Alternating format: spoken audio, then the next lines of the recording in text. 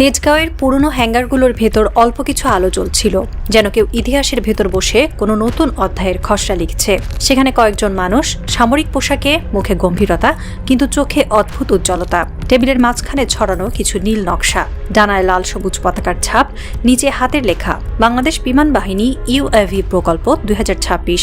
এক তরুণ অফিসার ধীরে দরজা ঠেলে ঢুকল। তার হাতে একটা ফাইল, মুখে চাপা উত্তেজনা। স্যার, সে বলল, অর্থ মন্ত্রণালয়ের ফাইলটা সই হয়ে গেছে। ঘরে নিঃশব্দতার তরঙ্গ ছড়িয়ে পড়ল। মুহূর্তের ভেতর কেউ কিছু বলল না, শুধু বাতাসের হালকা শোষো শব্দ আর দেয়ালে ঝুলে থাকা পুরনো ঘড়ির টিকটিক আওয়াজ। বয়সে প্রবীণ এক এয়ার ভাইস মার্শাল চোখ তুলে তাকালেন।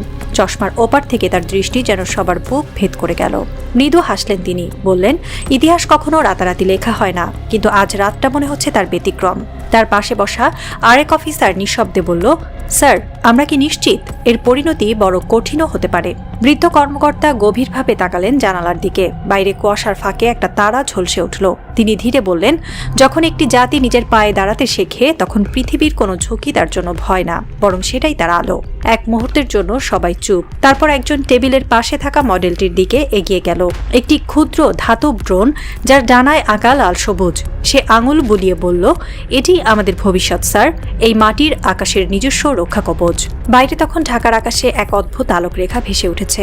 দূর থেকে মনে হচ্ছিল যেন কোনো তারকা ছুটে যাচ্ছে পূর্ব দিগন্তের দিকে। কিন্তু যারা জানতো এটি কোনো তারা নয়, এটি এক জাতির নতুন সূচনা। এক কর্মকর্তা নিঃশব্দে দাঁড়িয়ে জানালার দিকে তাকিয়ে বলল, স্যার, দিল্লি জানলে কাঁপবে।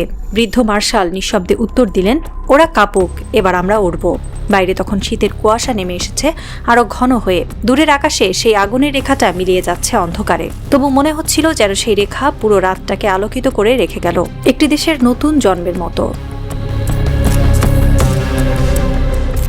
6 জানুয়ারি একটি কাগজে কলম ছুঁয়ে দিলেন অর্থসচিব। একটি সই আর তার শব্দ যেন গোটা অঞ্চলের সমীকরণ কাঁপিয়ে দিল। 608 কোটি 8 লাখ টাকার এক প্রকল্প অনুমোদন পেল সরকারের উচ্চ পর্যায় থেকে, যার নাম অ্যানমন্ট এরিয়াল ভেহিকল উৎপাদন ও প্রযুক্তি হস্তান্তর প্রকল্প, বাংলায় সংক্ষেপে ড্রোন কারখানা প্রকল্প। এটি কেবল একটি চুক্তি নয়, এটি একটি ঘোষণা। বাংলাদেশ জানিয়ে দিল, এবার আর অন্যের হাতে নয়, নিজের মাটিতেই তৈরি হবে নিজের আকাশ রক্ষার অস্ত্র। এই প্রকল্পের নেতৃত্বে বাংলাদেশ বিমান বাহিনী।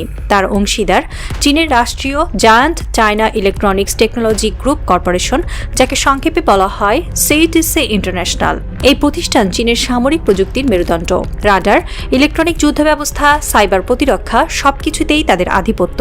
ঢাকার এই একটি সই মানে দক্ষিণ এশিয়ায় ভারসাম্যের নতুন রেখা আঁকা। দিল্লি বুঝে গেল, এই প্রকল্প শুধু ড্রোন নয়, এটি তাদের দীর্ঘমেয়াদী নিরাপত্তা নীতিতে এক অদৃশ্য আঘাত।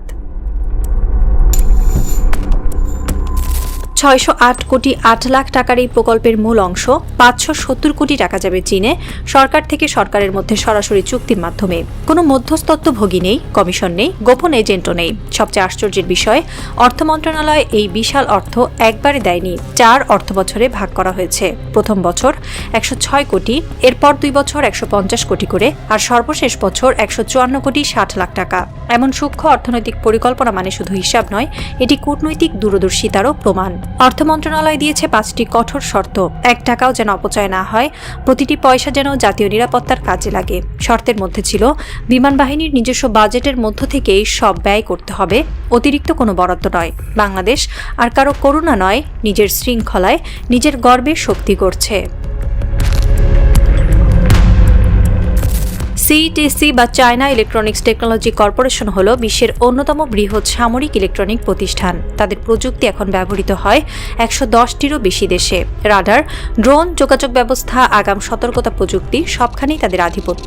এই প্রতিষ্ঠানের সঙ্গে চুক্তি মানে শুধু একটি মেশিন নয়, এটি হলো এক নতুন কৌশলগত জোট। বাংলাদেশ এখন যে প্রযুক্তি হাতে পাচ্ছে তা পাকিস্তান ও চীনের সমমানের। এটাই ভারতের সবচেয়ে বড় দুঃস্বপ্ন। এক ভারতীয় প্রতিরক্ষা বিশেষজ্ঞ দিল্লির এক সংবাদ মাধ্যমে মন্তব্য করেন, বাংলাদেশ এখন চীনের সামরিক নেটওয়ার্কের অংশ হয়ে যাচ্ছে।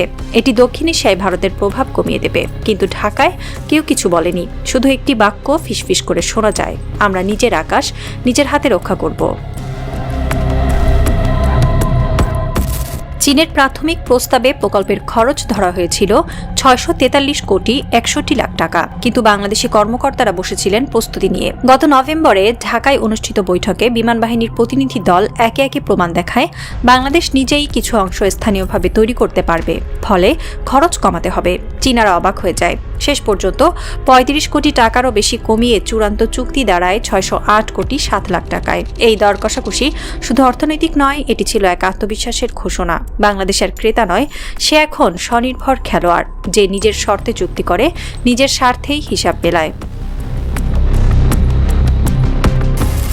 সরকারি কর্মকর্তারা এখন অদ্ভুত নীরব। অর্থ উপদেষ্টা সালাউদ্দিন আহমেদকে সাংবাদিকরা প্রশ্ন করেছিল, ড্রোন প্রকল্প নিয়ে কিছু বলবেন?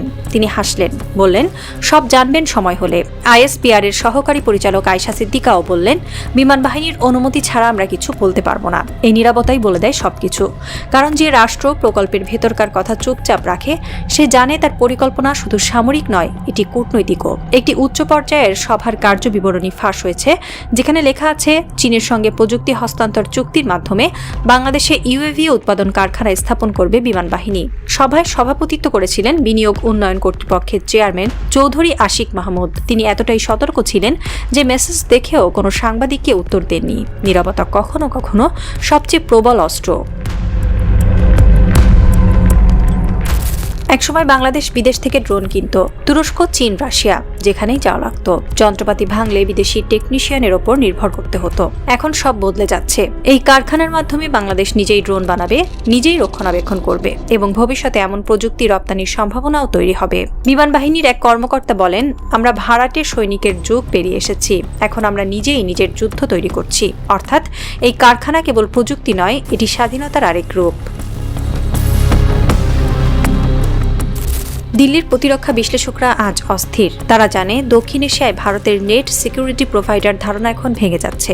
ভারতের দুটি প্রধান পত্রিকা দ্য হিন্দু ও হিন্দুস্তান টাইমস লিখেছে, ঢাকার এই সিদ্ধান্ত ভারতের কূটনীতিকে কোণঠাসা করেছে। চীনের সঙ্গে বাংলাদেশের এই অংশীদারিত্ব দক্ষিণ এশিয়ায় ভারতের একছত্র আধিপত্য ভেঙে দিয়েছে।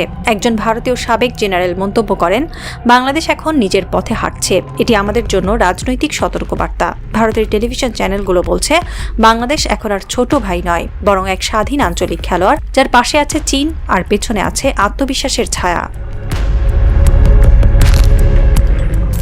ফতুল্লার পুরনো বিমান ঘাঁটির পাশে এখন চলেছে নির্মাণ কাজ। বড় বড় ক্রেন, গর্জনরত ইঞ্জিন, আর রোদে ঝলমল করছে বিশাল হ্যাঙ্গারের ধাতব ছাদ। এক তরুণ কর্মকর্তা রাস্তায় দাঁড়িয়ে দেখছেন, তার চোখে সে আলো যা একদিন করিম কাকার চায়ের দোকানের ছেলেটির চোখে জ্বলেছিল। দূরে আকাশে একটি ধাতব শব্দ, একটি ছোট ড্রোন উঠছে ধীরে। তার ডানায় আঁকা লাল সবুজ পতাকা, নিচে হরফে লেখা বাংলাদেশে নির্মিত ইউএভি 01। আকাশে উড়ে উঠছে নতুন বাংলাদেশ, একটি দেশ যা আর কারো ছায়ায় দাঁড়িয়ে নেই, একটি জাতি যা এখন নিজেই নিজের আকাশের মালিক। দূরে বাজছে মৃদু জাতীয় সঙ্গীত, আমার সোনার বাংলা, আর সেই সুরের সঙ্গে মিশে যাচ্ছে এক অদ্ভুত গর্বের অনুভূতি। ঢাকার বাতাসে সেই মুহূর্তে যেন একটাই বার্তা ছড়িয়ে পড়ল, আমরা আর কারো বলয় নই, আমরাই এখন আমাদের আকাশ, আমাদের সময়, আমাদের শক্তি।